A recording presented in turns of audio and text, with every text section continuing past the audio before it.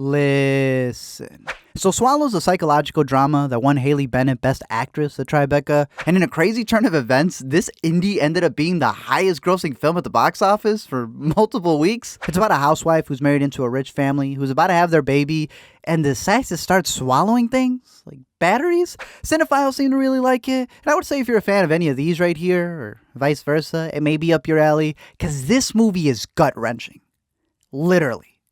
And I loved it. Let me explain. The film's also inspired by my grandmother, who was a homemaker in the 1950s, who had developed rituals of control, obsessive hand washing, in order to cope with an unhappy marriage. And my grandfather, at the advice of the doctors, put her into a mental institution where she received electroshock therapy, insulin shock therapy, and non-consensual lobotomy.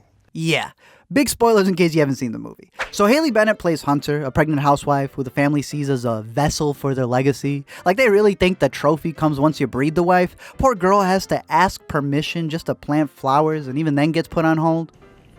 I just want to make sure I'm not doing anything wrong. She can't redesign the home unless it's like a tiny crevice. She's playing more mobile apps than a YouTube intro. This man really just takes advantage of her simply because he thrives off her obedience, her genes for his offspring. She swapped. And I was fascinated by the pica. Is it pica or pica? It's funny that it's pica because it looks like it's pica. For those who don't know, pica is an actual condition. In fact, they consulted with an expert on pica who actually wrote a case study for Hunter and probably concluded that her husband's a goof. See, there are moments where he seems okay, but then you realize it's because he hasn't fully become like his father yet. He demands to stay during therapy, just a dip. Wife is about to have surgery, gotta go to the gym. And then when you thought he wasn't 6 years old, he tells everybody about her pica. I can't believe you fucking told me. Okay, can you please not ruin my birthday? We'll talk about this later. The marble went in the mouth, the thumbtack went in the mouth, and everybody really asked me to avoid doing it. But I wanted to feel what it felt like. Of course, I wasn't swallowing these objects, but I wanted to feel the sensation of these things in my mouth. Was it where, I mean... There's this shot of all the items on the dresser, looking like her rogues gallery. Batman collects things from everyone he's gone through. She's saving everything that's gone through her. But what didn't ends up getting her in trouble. Why? Why would you do something like this? I mean, what the fuck is wrong with you? It's just so not a big deal. They hire a bodyguard to keep watch over her, and he ain't playing no games. If you were in war, you would not have this problem of the mind. No time for mind problems when you're being shot at.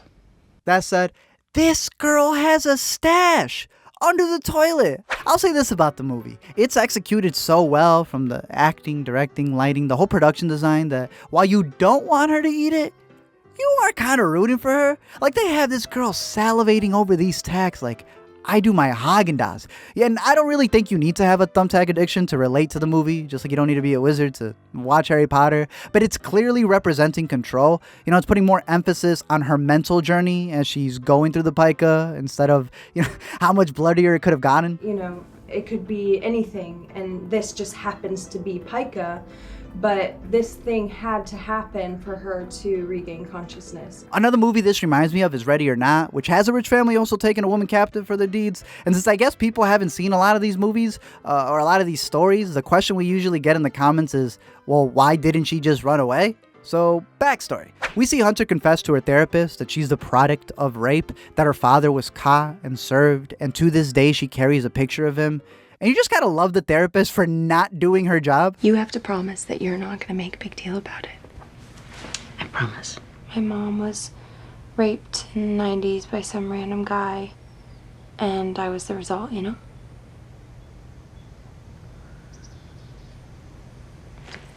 We're at the end of our session. And then, you know, she goes and tells the husband everything. The only person really comforting her is the aide. Her husband found out the news that his wife, the mother of his soon-to-be child, has been living with her daddy's identity. And he just goes to the gym. Remember that they're like super rich, so they're treating her like a gumball machine. If they're not getting their piece, they want their quarter back. It's just 7 months. Sign the paper, sweetie. I'm going crazy with one. They force her to go into therapy or else they're going to divorce her. They even take her ring away. But then the bodyguard finally realizes that he's no different than the people who oppressed him back home, so he lets her escape. You come back or I will hunt you down. I'll fucking hunt you down, you ungrateful cunt. I have to go. You get back here with my kid! Worth it. She puts some food in her pockets, goes on her way, calls her mom who tells her that they're self-isolating and non-vacant, and so she decides to swallow up the courage to finally face her father. We've met before, haven't we? I know your face, but I can't place it.